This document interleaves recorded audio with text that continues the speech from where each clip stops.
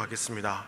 하나님 감사합니다. 이 시간 우리의 인생을 굽어 살피시는 주님이 어떠한 마음으로 우리와 함께 하는가를 살펴보고자 합니다.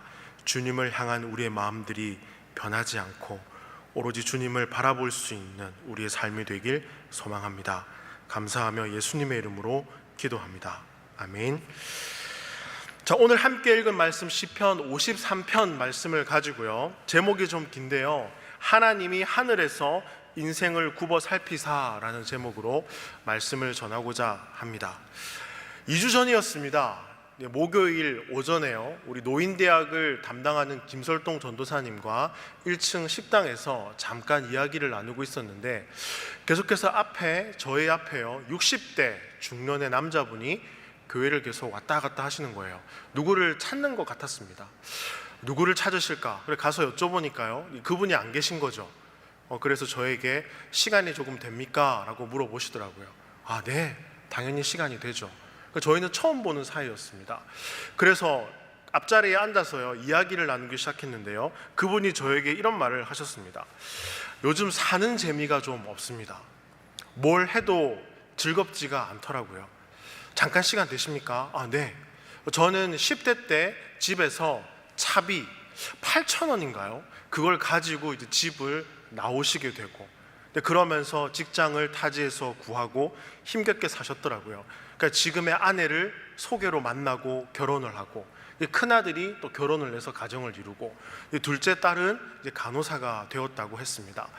그리고 본인도 이제 직업이 있으니까요, 오전에 일찍 출근했다 마치고, 근데 아내도 뭐 그렇게 있고, 또 본인은 신장이 안 좋아서 수술을 했는데 10년이 지난 지금 건강도 많이 회복되어지고, 그런데 퇴근하고 나면 할 일이 없다고 하셨어요. 그래서 등산도 하고, 한두 번이죠, 산에 가는 거요. 뭐 자전거도 타고 한두 번이죠. 성당도 가봤습니다. 안 맞더라고요. 여기도 가보고 뭐 안 맞더라고요. 뭐 자기한테 맞는 종교가 있지 않습니까? 아무튼 삶에 즐거움이 없는데 어떻게 하면 좋겠습니까? 여기까지 이야기를 나누고요, 이 중년의 남자분이 시간이 없어서 다음에 봐요 라고 하시고 가시더라고요. 나도 할 말이 있는데 본인만 그렇게 말하시고 가시네. 아무튼 다음번에 만남을 기약하면서 조심히 들어가십시오, 이렇게 인사를 나눴습니다. 가는 그 뒷모습을 보고 저는요, 시편 1편의 말씀이 생각이 났습니다. 여러분, 시편 1편에 보시면 하나님께서 우리 인생에 두 개의 길이 있다라고 말씀하십니다. 하나는 하나님이 누구신지 알고 살아가는 길인데요, 생명의 주인 되시는 하나님과 연결이 되어 있어서요, 하나님으로부터 삶의 공급을 받습니다.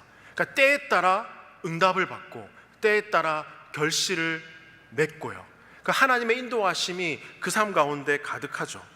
두 번째로 또 하나의 인생은요, 하나님을 모르고 살아가는 인생입니다. 이것을 하나님께서는 겨에 비유하는데요, 겨는 껍질입니다. 껍질을 손으로 만지면 바사삭 하고 부서집니다.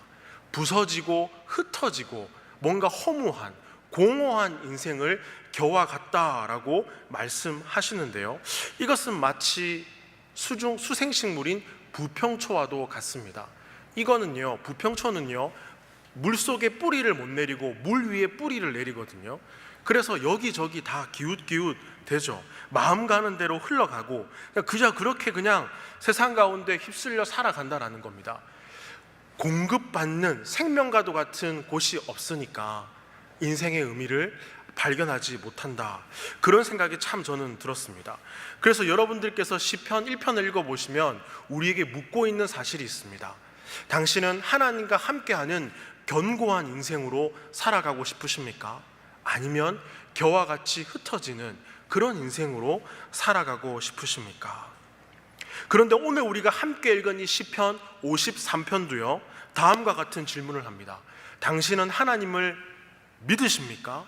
당신은 하나님을 믿지 않으십니까? 이 질문부터 분위기가 좀 무겁죠.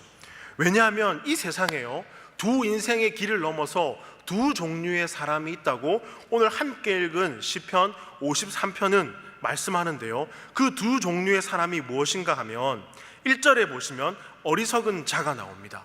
하나님을 모르고 살아가는 인생을 어리석은 자다라고 말합니다.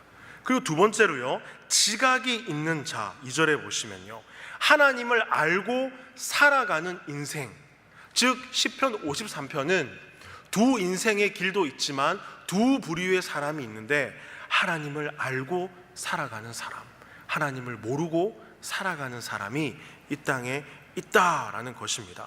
중요한 것은 1절입니다. 같이 한번 읽어보겠습니다. 어리석은 자는 그의 마음에 이르기를 하나님이 없다 하도다. 그들은 부패하며 가증한 악을 행하며 선을 행하는 자가 없도다. 여기 등장하는 어리석은 자는 하나님을 믿지 않는 사람들을 의미합니다. 하나님을 찾지 않아요. 하나님이 없어도 내가 지금 이 정도로 갖추고 있고 살고 있으니까, 내가 이룬 이 모든 것들이 내 열심으로 이룬 것이기에 별로 종교와 신에 대해서, 하나님에 대해서 관심이 없다라는 거죠. 근데 성경은 이렇게 기록합니다. 어리석은 자가요, 그의 마음에 이르기를. 이 마음, 성경에서 마음은 레브라는 단어를 쓰는데요, 의지와 결단이 이루어지는 곳입니다.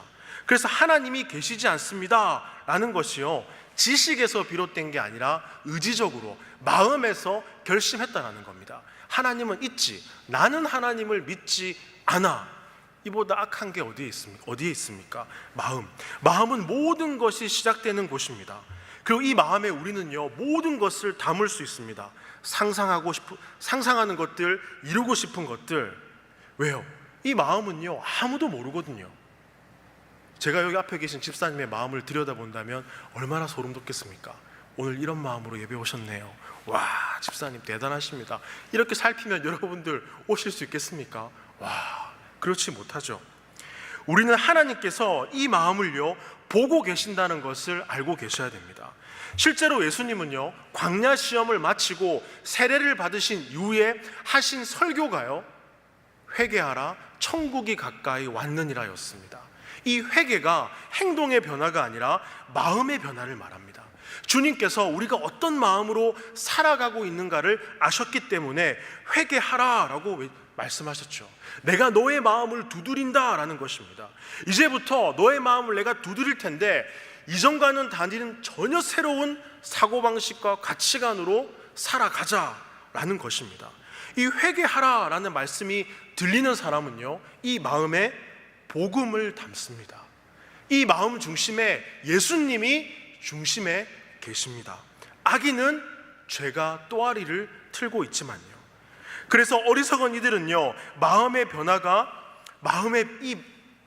어리석은 자들은요, 말씀의 영향을 받는 것이 아니라 사람과 물질과 환경의 영향을 받습니다. 세상의 기준이 그의 기준이 되겠죠. 그래서 자기도 모르게 세속적 그리스도인이 됩니다. 하나님 앞에 살아가지 않습니다. 왜요? 말씀의 영향을 받지 않으니까. 반대로요, 하나님을 믿고 나아가는 사람은 하나님의 말씀의 영향을 받습니다.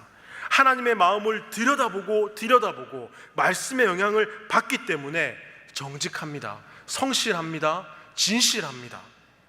여러분, 회사에서 직장인들에게 요구하는 것이 무엇입니까? 성실함이죠. 출퇴근 시간 잘 지키는 거죠. 최선을 다하고 회사를 생각하는 마음이죠. 그런 마음으로 직장인들은 월급을 받으니까 직장에 다닙니다. 하기 싫어도 해야 하고 열심히 해야 되고. 그런데 교회만 오면 이것이 무너집니다. 왜 교회 안에서는 사랑해야죠, 품어야죠, 이해해야죠, 함께 해야죠, 모든 것을 이렇게 연결을 시킵니다. 그런데 여러분, 그거 아십니까? 이거는 아니다라는 겁니다. 말라기 1장에 보시면 하나님께서 성전에서 제사를 준비하는 제사장들에게 따끔한 일침을 가집니다. 너희가 세상에서 상사에게 잘 보이고 잘 살아가는데 왜 성전에 오면 나에게 온전한 제물이 아닌 다리 절고 병들어 있고 이런 것들을 가지고 와서 예배를 드리냐? 나는 이해할 수 없다. 너희가 나한테 하는 그대로 너희 상사와 가정에 가서 해봐라. 그들이 반갑게 맞아주고 좋아하고 기뻐하겠니? 라고 물으십니다. 여러분, 어떻습니까? 이건 아니다라는 겁니다. 교회에서 성실하면 직장에서 성실하셔야죠. 직장에서 성실하면 교회에서 성실하셔야죠. 가정에서 성실하셔야죠. 어디에 있든지 성실하고 진실해야 된다라는 것입니다. 그런데 여러분, 상황에 따라 마음이 달라지면요, 하나님 앞에 정직하지 못한 것입니다. 시편 말씀은 분명히 얘기합니다. 세상에는 하나님을 인정하지 않고 살아가는 사람도 있고, 하나님을 믿는다고 하지만 믿는 모습의 향기가 전혀 나타나지 않는 사람도 여전히 있다라고 말합니다. 그런데 저는 여러분, 개인적으로 많이 고민되는 것이 있습니다. 어떻게 하면 환경과 상황에 영향을 받지 않고 우리 인생을 살피시는 주님이 세상 끝날까지 함께 하신다는 것을 어떻게 하면 여러분들에게, 성도님들에게 이야기해 줄 수 있을까? 어떻게 하면, 얼마나 우리 개개인에게 하나님이 얼마나 관심이 있다는 것을 정말 얘기할 수 있을까? 근데 그 답이 오늘 본문에 있더라고요. 자, 2절 말씀 같이 읽어보겠습니다. 하나님이 하늘에서 인생을 굽어 살피사 지각이 있는 자와 하나님을 찾는 자가 있는지 보려 하신즉. 여러분, 하나님께서 하늘에서 인생을 굽어 살피신다라고 합니다. 굽어라는 단어 보이십니까? 하나님께서 우리를 사랑하는 간절한 마음을 담아서 우리 한 사람 한 사람의 인생을 굽어 살피신다라고 말씀합니다. 그 사랑으로요. 하늘에서 굽어 살피시는 하나님의 그 마음을 매일 한번 그려보십시오. 저는 저의 큰아이가요, 저랑 의사소통이 되면서 제가 하기 시작한 것이 있었습니다. 그게 무엇인가 하면, 하람아, 아빠는 19살 때 세례를 받았어. 아빠가 만난 하나님은 이런 분이야. 하나님은 이렇게 사랑이 많으시단다. 하나님은 언제나 우리와 함께 하신단다. 하나님은 어디에 계시니? 여기에 계시지. 우리 아이에게 하나님이 함께 한다는 이미지를 항상 그려주고 있습니다. 항상 말해주고 있습니다. 그것이 무엇입니까? 이 아이가 자라면서 세상의 영향을 받지 않고 하나님의 영향을 받는, 하나님이 너의 인생을 책임지시고 굽어 살피신다는 그것을 이 아이에게 심어주기 위해서 저는 아이에게 항상 하나님을 이야기해주고 있습니다. 굽어 살피시는 하나님. 여러분 어떻습니까? 매일의 삶 가운데서 우리 인생을 굽어 살피시는 이 하나님을 그려보시길 바랍니다. 가만히 일하다가도 미소 짓게 됩니다. 가슴이 벅차요. 이분이 나와 함께 하시구나. 나를 살펴보고 계시구나. 여러분, 세상은요, 하나님은 어디에 있습니까? 어디에 있어요? 라고 말합니다.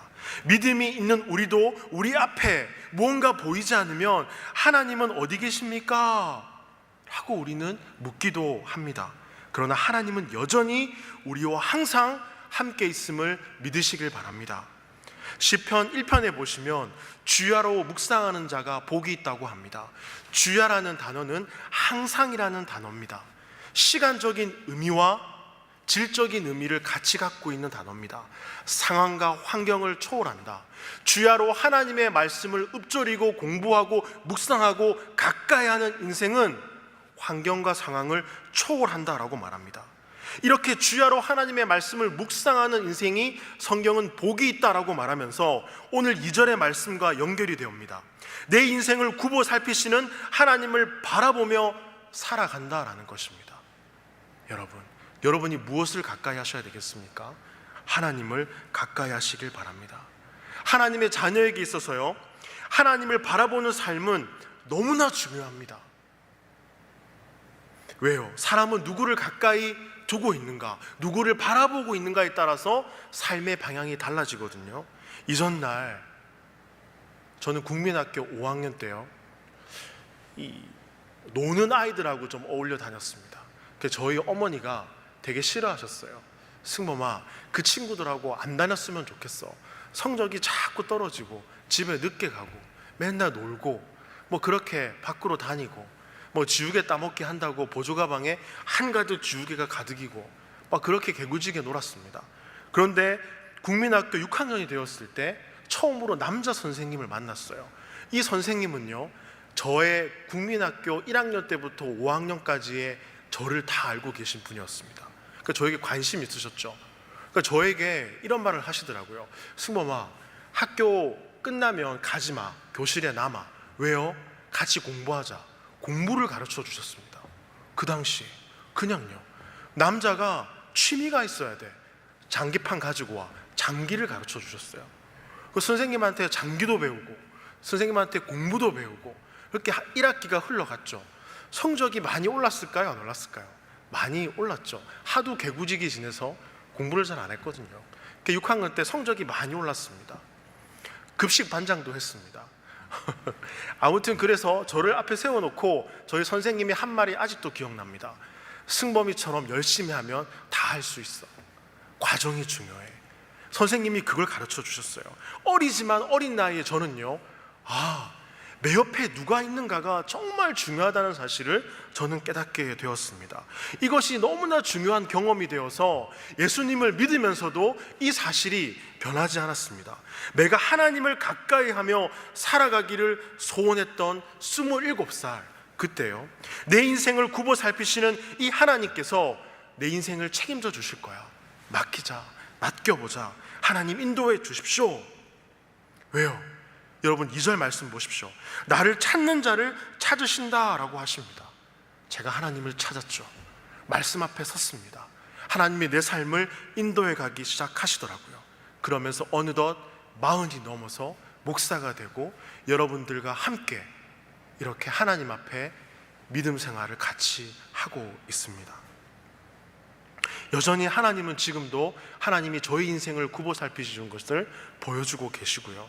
여기 오늘 예배 오신 분들도 하나님의 그 보살핌 속에 여전히 은혜 가운데 살아가고 계시지 않으십니까? 아멘이십니까? 여러분, 창세기 6장에 보면 노아의 이야기가 나옵니다. 그 당시 노아가 살았던 때는요, 하나님의 뜻을 어기며 악이 가득하고 폭력이 난무하는 시대였습니다. 하나님께서 더 이상 사람들의 타락함을 두고 볼 수 없어서 하나님께서 생명 있는 모든 것들을 쓸어버리겠다, 그 마음을 품으셨어요. 왜요? 하나님을 믿지 않는 사람들이 많았고 찾는 이도 없었거든요. 하나님은 결국 어떻게 합니까? 노아에게 배를 만들어라 하고 얘기하고 홍수를 일으키시고 모든 생명을 쓸어버리시죠. 그런데 한 사람을 살리십니다. 누굽니까? 노아죠. 하나님을 찾는 자, 의로운 자, 흠 없는 자. 하나님께서는 여러분 우리와 항상 함께하고 계십니다. 끊임없이 우리에게 말씀하십니다. 나를 찾는 이들을 내가 찾고 있다. 그런데 여러분, 하나님을 찾는 분들이 많을까요? 적을까요? 굉장히 많습니다. 지금 오늘 옆에 한번 둘러보십시오. 다 하나님을 찾는 분들 아니십니까? 여러분들 주일 오전에 7시 전에 교회 와보십시오. 많은 분들이 교회, 온누리교회에 와서 예배를 드립니다. 저분의 이름을 모르지만, 저분이 어디에 사는지 모르지만, 저분의 자녀가 누구이고 부모님이 누구인지 모르지만 우리가 알고 있는 사실 하나가 있습니다.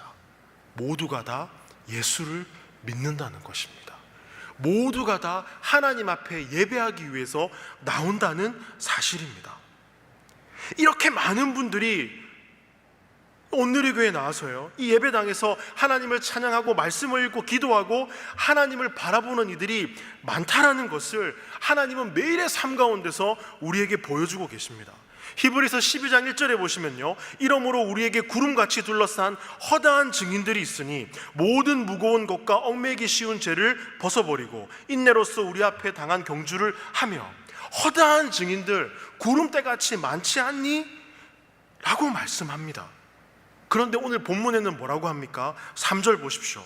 중요한 것은요, 실제로 하나님께서 찾아보니까 3절 보시면요, 같이 읽어보겠습니다.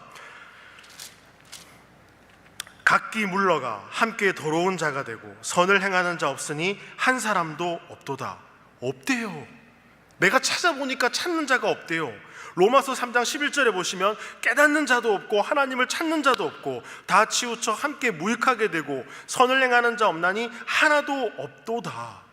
믿는 자들과 믿지 않는 자들이 섞여 사는 이 세상, 믿지만 하나님의 말씀을 따르지 않고 하나님이 없는 것처럼 살아가는 사람들, 모두가 다 섞여서 살아가고 있기 때문입니다. 여러분, 없대요. 그러나 없는 그 가운데 우리는 아니요, 나는 하나님을 찾습니다 라고 말할 수 있는 저와 여러분의 삶이 되기를 소망합니다. 여러분, 하나님을 주야로 묵상하며 말씀을 공부하고 가까이 하고 찾는 인생이십니까? 아니면 하나님 앞에서 깨닫는 것도 없이 찾는 마음도 없이 그저 세월이 흘러가는 대로 내 인생을 맡겨서 순간순간 인생이 주는 만족감을 따라 살아가는 인생이십니까? 저는 시편 말씀을 보면서요, 느끼는 게 있습니다. 하나님, 영적인 감각을 잃어버리지 않고 상황에 치여서 하나님 없는 것처럼 살아가면 어떻게 될까요? 어떻게 될까요? 제가 이 말씀을 준비하는 가운데요, 제 동생에게 하나의 사건이 터졌습니다. 같이 사업을 하는 분이 이 사업이 잘 되지 않으면서 이제 망하게 됐습니다. 그래서 선배가 변제해야 될 이 세금이요, 저희 동생에게 넘어오고 동생이 또 세금을 물어야 되는데 그러지 못해서 아무튼 복잡한 상황이 되었어요. 이런 상황을 동생이 저에게 얘기하더라고요. 형, 어떻게 하면 될까? 변호사를 통해서 다 확인하고 행정적으로 다 알아봤더라고요. 그럼 목사인 제가 이렇게 말해야 되는 거 아닙니까? 동생아, 우리 같이 기도할까? 하나님이 어떻게 하실지, 너도 믿음이 있고 나도 믿음이 있잖아, 이렇게 얘기해야 되는데 제 입에서 나온 첫 마디가 뭔지 아십니까? 어떻게 방법이 없을까? 찾아보자. 저도 그 방법을 찾더라고요. 이때 깨닫게 되는 것이 있었습니다. 설교하고 가르치고 말씀을 붙잡고 있지만 저 역시 어려운 상황 가운데서 자유로울 수 없구나. 이게 정말 두려웠습니다. 그러나 여러분들에게 이 자리에서 꼭 드리고 싶은 말씀이 있습니다. 하나님을 향한 여러분들의 마음을 잃어버리지 않기를 바랍니다. 하나님을 끝까지 붙들고 바라보시길 바랍니다. 여러분, 끝까지 사랑하고 함께하길 원하시는 이 하나님을 잊지 말고 살아가기를 소원합니다. 동생과 제가 다시 손을 잡고, 그래, 우리 다시 한번 하나님 앞에, 문제가 조금씩 풀리기 시작하더라고요. 그러나 여전히 믿음이 없는 이들은요, 시편 13절에서요, 악인은 그의 교만한 얼굴로 말하기를 여호와께서 이를 감찰하지 아니하신다 하며 그의 모든 사상에 하나님이 없다 하나이다. 하나님이 어디에 있어? 네가 해결해야지. 네가 해결해야지. 세상은 없다 합니다. 살피지 않는다라고 얘기합니다. 오늘 말씀 4절 보십시오. 같이 읽어보겠습니다. 53편 4절, 죄악을 행하는 자들은 무지하냐? 그들이 떡 먹듯이 내 백성을 먹으면서 하나님을 부르지. 이 말의 의미는요, 하나님께서 주시는 은혜가 있는데 하나님을 마음에 믿지 않기로 결단한 이들도 하나님이 주시는 떡을 먹으면서도 그 사실을 알고 있으면서도 찾지도 않고 감사함도 없이 살아간다는 의미입니다. 오로지 관심은 자신들입니다. 자기의 삶에만 관심이 있다라는 거죠. 누군가 그래서 이분들의 삶의 울타리를 넘어서면 싫어하죠. 좋아하지 않습니다. 타인의 삶에 관심이 없어요. 그러나 그리스도인의 삶은 그렇지 않습니다. 복음송의 가사처럼 너와 나의 모습이 예수님 닮아 하루 이틀 매일매일 지날 때마다 더 닮길 원해요. 우리는요, 인생을 굽어 살피시는 하나님을 바라보기에 주님을 닮아갑니다. 사랑하고 기도하고 함께하고 전도하고, 그래서 결국 내 삶의 시간을 누군가에게 줄 수 있는 삶이 된다는 거죠. 여러분, 이것이 된다면 그리스도인으로서의 그 삶이 시작되는 겁니다. 바로 예수님께서 원하시는 긍휼의 삶, 그곳에 가서 그들과 함께하는 그 삶이 시작되는 것입니다. 그러나 하나님을 모르는 이들은요, 그렇지 않습니다. 만족을 따라 살아갑니다. 세상이 주는 즐거움 얼마나 많습니까? 그러나 시인은 5절에서 분명히 말합니다. 예수님과 함께하지 않는 삶은, 말씀을 붙잡지 않는 삶은 소망이 없고 심판을 받을 것이다 라고 5절에서 말하는데요, 5절 말씀 읽어보겠습니다. 그들이 두려움이 없는 곳에서 크게 두려워하였으니 너를 대항하여 진친 그들의 뼈를 하나님이 흩으심이라. 하나님이 그들을 버리셨으므로 내가 그들에게 수치를 당하게 하였도다. 이 5절은요, 시인이 믿음이 없는 사람, 하나님을 의지적으로 믿지 않겠다라고 결심한 사람들에게 임하는 심판인데요, 5절을 원문으로 번역하면 이렇게 됩니다. 거기서 그들이 매우 두려워하리니 두려움이 없는 곳에서. 거기서라는 단어가 빠졌습니다. 이 거기서라는 단어는요, 죄가 가득한 장소입니다. 죄를 저지르는 장소, 시편 1편에 등장하는 오만한 자리, 악인의 꾀를 따르는 자리, 죄 앞에 서 있는 그 자리에서 악인들이 하나님 없는 것처럼 살다가 받는 심판이요, 어떤 심판인가 하면 엄청난 공포로 순식간에 다가온다라고 합니다. 오늘 말씀해 보시면 어떻습니까? 그들의 뼈마저도 정상적으로 매장되지 못하고 흩어져 버릴 것, 이와 같은 심판이 이들에게 있을 것이다 라고 말하죠. 그러니 걱정하지 말라라는 겁니다. 예레미야 8장 1절에 보시면요, 여호와의 말씀이니라. 그때의 사람들이 유다 왕들의 뼈와 그의 지도자들의 뼈와 제사장들의 뼈와 선지자들의 뼈와 예루살렘 주민의 뼈를 그 무덤에서 끌어내어 그들이 사랑하며 섬기며 뒤따르며 구하며 경배하던 해와 달과 하늘의 뭇별 아래에 펼치게 하리니 그 뼈가 거두이거나 묻히지 못하며 지면에서 분토 같을 것이다 라고 말합니다. 결국 하나님을 모르고 살아가는 인생, 이와 같은 심판 아래 놓이게 된다라고 말씀합니다. 그러나 그리스도인들은 하나님은 일하십니다.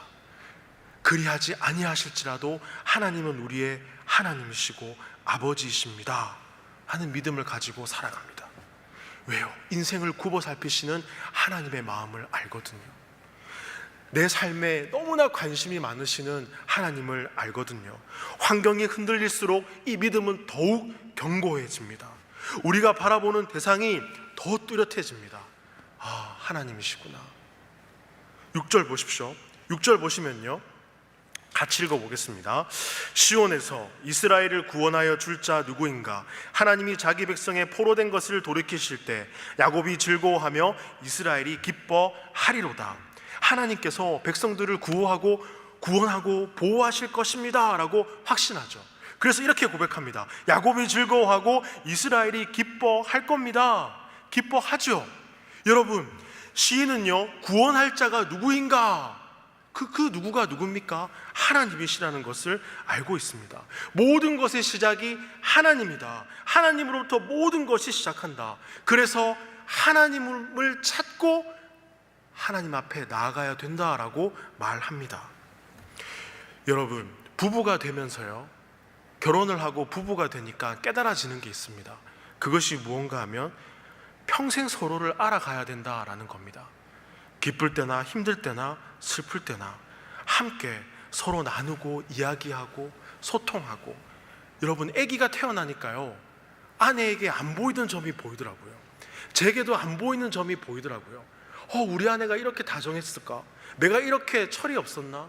우와, 이게 뭐지? 하나님이 보이게 하시는 게 정말 많더라고요. 저는 이러한 부부관계를 통해서요, 믿음이 이와 같다라고 말씀드리고 싶습니다. 세상 끝날까지 우리와 함께 하시는 하나님과 모든 것을 나누며 살아가는 것이 믿음이라는 것입니다. 왜요? 우리 인생을 굽어 살피시는 분이 누구라고요? 하나님이시니까요. 그러니까 다윗도 하나님께 이렇게 고백합니다. 하나님, 내 평생의 소원이 있는데 하나님과 내 모든 삶을 나누며 살아가고 싶습니다. 그러니 내 모든 시간을 가져가 주세요. 받아주세요. 내 영혼도 받아주시고요. 저는 그렇게 하나님과 살고 싶습니다. 그래서 다윗은 하나님과 하나님 마음에 합한 사람이 되죠. 여러분, 시편 33편 13절에서 여호와께서 하늘에서 굽어보사 모든 인생을 살피시며 곧 그가 거하시는 곳에서 세상의 모든 거민들을 굽어 살피시는도다. 그는 그들 모두의 마음을 지으시고 그들이 하는 일을 굽어 살피시는 이로다. 이 말씀이 여러분의 삶에 뿌리 내리기를 소망합니다. 마음을 지으신 분이 누구시라고요? 하나님이시라고요. 그런데 우리의 마음을 지으신 분이 하나님이란 사실을 우리는 모르고 살아간다는 것입니다. 그래서 하나님께서 회개하라, 우리의 마음을 두드리시는 겁니다. 여러분들은 하나님 말씀 앞에 순종할 준비가 되셨습니까? 솔직히 여러분들에게 이런 질문 드리고 싶습니다. 솔직히 듣고 싶은 말만 듣고 싶지 않으십니까? 누군가 대화를 하다가 말을 자르기도 하고, 그거 말고요, 듣고 싶은 말도 있죠. 우린 그렇습니다. 그런데 우리의 이런 마음을 너무나 잘 알고 계셨습니다. 누가요? 하나님께서요. 그래서 이스라엘 백성들이 모세에게 한 말이 있습니다. 그게 무슨 말인가 하면요, 출애굽기 10장 19절 말씀입니다. 모세에게 이르되 당신이 우리에게 말씀하소서 우리가 들으리이다.